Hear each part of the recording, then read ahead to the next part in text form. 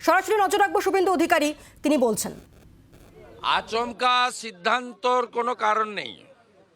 এই পরিকল্পনা আমার এবং আমাদের মাথায় ছিল, কারণ এই রাজ্যের তথা দেশের সবচেয়ে বড় মিথ্যাবাদী, রেজিস্টার লায়ার এই রাজ্যের মুখ্যমন্ত্রী, তিনি দিল্লিতে গেছেন ড্রামা করতে। প্রথম তো তিনটে রাজ্যে ভোটের ফল দেখার পরে প্রধানমন্ত্রী হওয়ার স্বপ্ন তছনছ হয়ে গেছে। সে তো একটা কারণ আছে, তিনি গেছেন পশ্চিমবঙ্গের লোকজনকে বলে ঢাক পিটিয়ে যে প্রধানমন্ত্রীর সঙ্গে দেখা করব, রাজ্যের আর্থিক বঞ্চনা হচ্ছে, মানরেগাতে টাকা আটকে রেখেছে, আবাসের টাকা ছাড়ছে না, হেলতে বলছে গেরুয়া রং করতে হবে নইলে টাকা দেব না।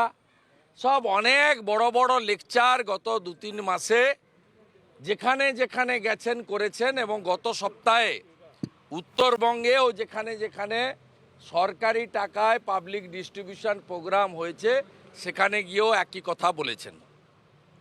স্বাভাবিকভাবে এই মিথ্যাচারকে ভাঙার জন্য আজকে মুখ্যমন্ত্রী যেখানে বসেন নবান্ন সচিবালয়, সেখানে এই রাজ্যের নো সেটিং অপোজিশন, একমাত্র বিরোধী দল 2,28,00,000 লোককে রিপ্রেজেন্ট করি আমরা সেখানে গেছি।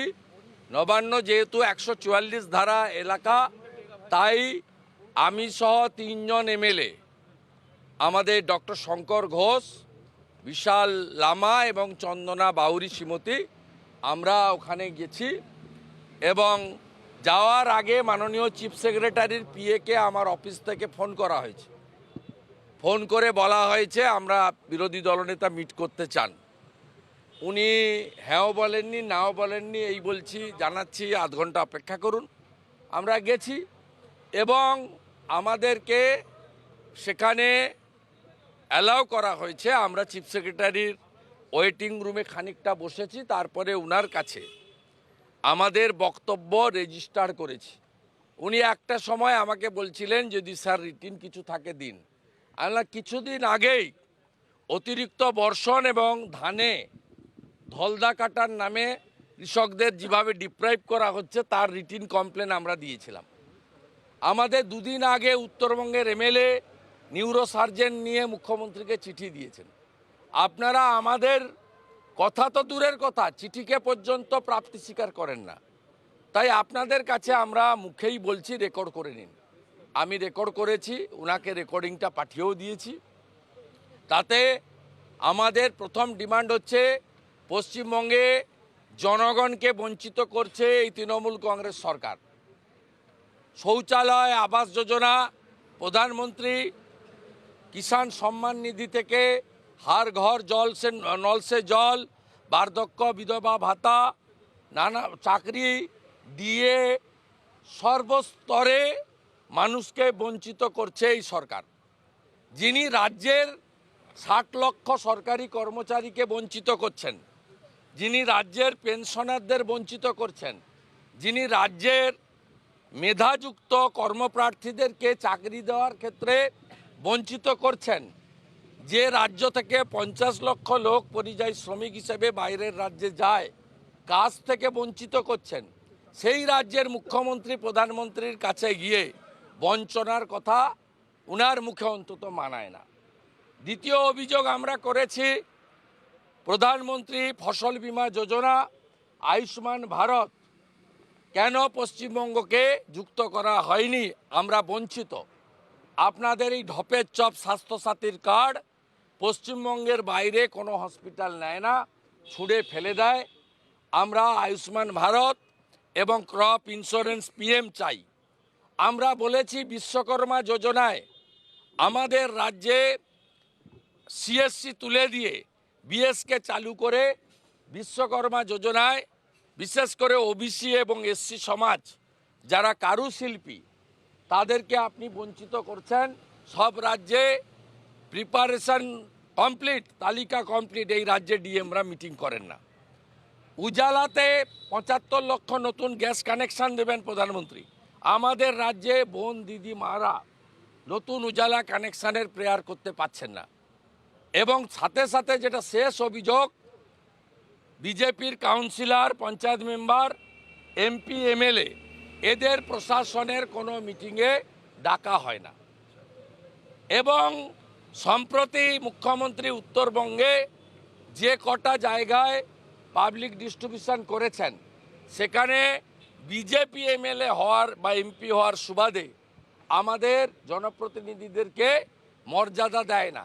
যে মুখ্যমন্ত্রী তার রাজ্যে ওরা নীতিতে বিশ্বাস করে, যে মুখ্যমন্ত্রী এই রাজ্যে for the party, by the party, of the party ব্যবস্থা চালু করে for the people, by the people, of the people ব্যবস্থাকে অস্বীকার করে, সেই মুখ্যমন্ত্রীর মুখে বঞ্চনার কথা মানায় না।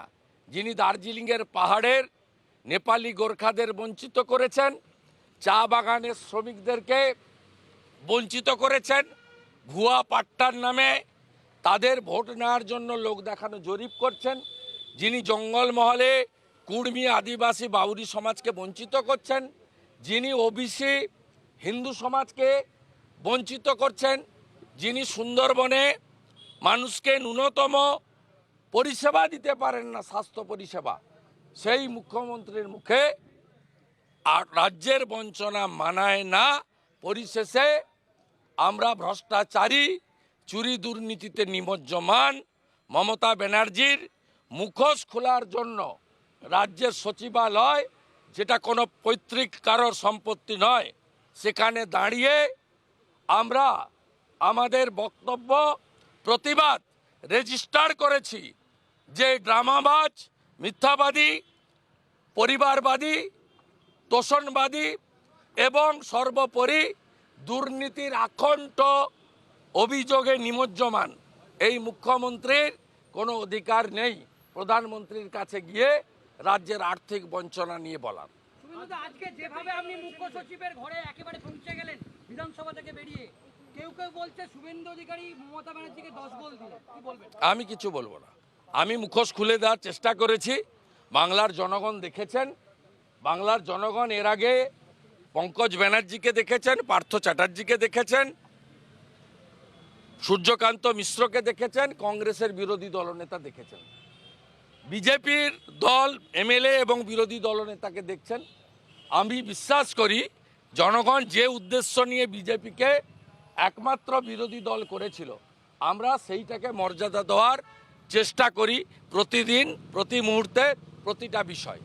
আচ্ছা, কল্যাণ বন্দ্যোপাধ্যায়কে নিয়ে যে উপরাষ্ট্রপতিকে নিয়ে কল্যাণ বন্দ্যোপাধ্যায় যে মন্তব্য, মুখ্যমন্ত্রী সেক্ষেত্রে এখনো পর্যন্ত কিছু বলছেনই না, কার্যত পাশে মুখ্যমন্ত্রী বলার দরকার নেই। মুখ্যমন্ত্রী এর আগেও রাষ্ট্রপতি মহোদয়াকে নিয়ে তার এক মন্ত্রী, হাফ মন্ত্রী খারাপ কথা বলেছিলেন, তাকে মুখ্যমন্ত্রী কার্যত অনেক পরে লোক দেখানো তিরস্কার করেছেন, কোনো ব্যবস্থা নেননি। মুখ্যমন্ত্রী এগুলো নিজেই মুখ্যমন্ত্রী প্রধানমন্ত্রীকে কোমরে দড়ি পরাবো বলেছিলেন, প্রধানমন্ত্রীকে বলেছিলেন যে কিম্ভূত কিমাকার, সেই প্রধানমন্ত্রীর এখন পা ধরছেন টাকা দিন। এই মুখ্যমন্ত্রী প্রধানমন্ত্রীকে আক্রমণ করেন, সরকারি মঞ্চ থেকে আক্রমণ করেন, আমলাদের বসিয়ে রেখে আক্রমণ করেন। তাই ঝাড়ে বাঁশ একই রকম হয়। মমতা ব্যানার্জির ঝাড়ে তার বাঁশ আলাদা হয় না। মমতা ব্যানার্জির মুখ যেমন, তেমনি আমাকে বিধানসভার ভিতর তুই তাকারি করেন, যেমন ঝাড় তেমন বাঁশ, নো প্রবলেম। কিন্তু আপনাদের বলি, মহামান্য রাষ্ট্রপতি মহোদয় আজকে রিঅ্যাক্ট করেছেন সোশ্যাল হ্যান্ডেলে, এবং সুপ্রিম কোর্টের একজন লয়ার এফআইআর করেছেন। ওটা কলকাতা নয়, বিনীত গোয়েল নেই, মনোজ মালব্যও নেই, ব্যবস্থা হবে। এবং আমি আশা করি দিল্লি পুলিশ এই অর্বাচীনদের বিরুদ্ধে যথোপযুক্ত ব্যবস্থা গ্রহণ করবে। সাংবিধানিক পদে যারা আছেন তাদেরকে এভাবে অপমান প্রতিনিয়ত, এটা কি তৃণমূলের ডিএনএতে রয়েছে? তৃণমূলের ডিএমএতে আছে। তৃণমূল কোনো দল নয়, কিছু উচ্ছৃঙ্খল তোলাবাজদের একটা জঙ্গি সংগঠন।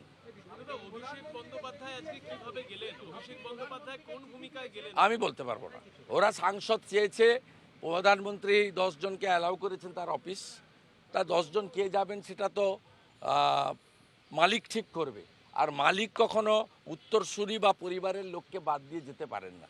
এই পরিবারের লোক থাকবে, স্বাভাবিক,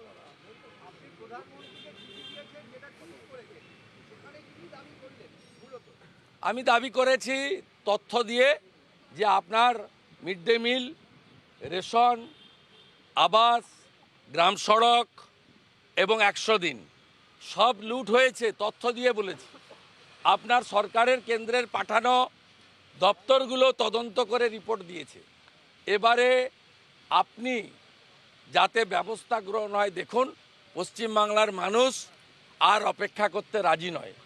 তারা কেন্দ্রীয় তদন্তকারী সংস্থারা গতি বাড়িয়ে যারা ট্যাক্স পেয়ারদের টাকা চুরি করেছে সেই তোলামুলিদের জেলে দেখতে চায়।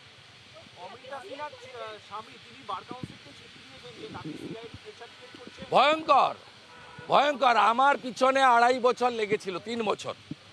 কদিন আগেও আমার এক পরিচিত ছেলেকে ডেকে এই সিআইডি লোক, আপনারা অপেক্ষা করে রাখুন, রাজশেখরনকে বলছি, শুনে রাখুন, আপনাকেও আমি ওই ছেলেটাকে নিয়ে ভবানী ভবনে আসছি।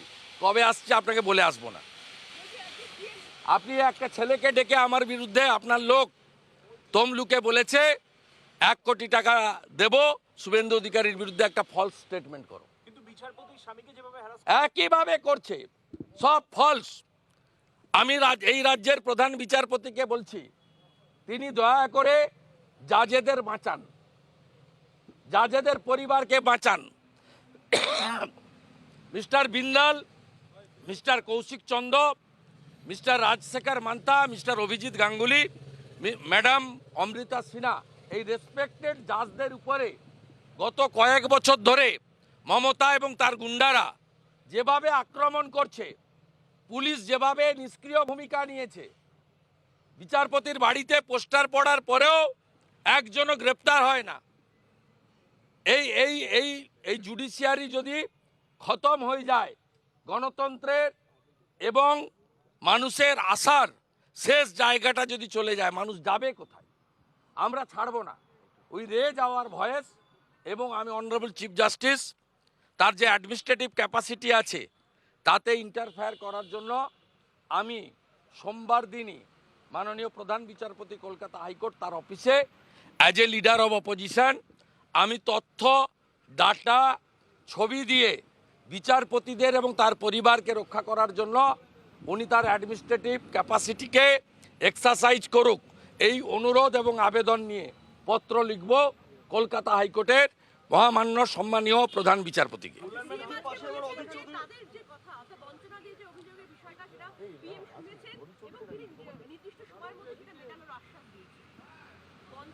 আমি পিএম এর মুখ থেকে না শুনে, মিথ্যাবাদী মমতার মুখ থেকে শুনে উত্তর দেব না। এ একটা মিথ্যাবাদী, এ মিথ্যা ছাড়া একটা সত্যি কথা বলে না। এই বড় চোর মমতা, ওর মুখ থেকে সব কথা শুনে বলবো না। পিএমও থেকে যদি কোনো প্রেস রিলিজ হয় তাহলেই একমাত্র রিয়াক্ট করব। আপনি জেনে রাখুন, চোরেরা জেলে না গেলে 1 টাকাও পাবেন না, 1 টাকাও পাবেন না, 1 টাকাও পাবেন না, 1 টাকাও পাবেন না। চোরেরা জেলে না গেলে চোর মমতা 1 টাকাও পাবেন না, চোর মমতা 1 টাকাও পাবেন না, চোর মমতা 1 টাকাও পাবেন না। বলছি প্রধানমন্ত্রীর বিরুদ্ধে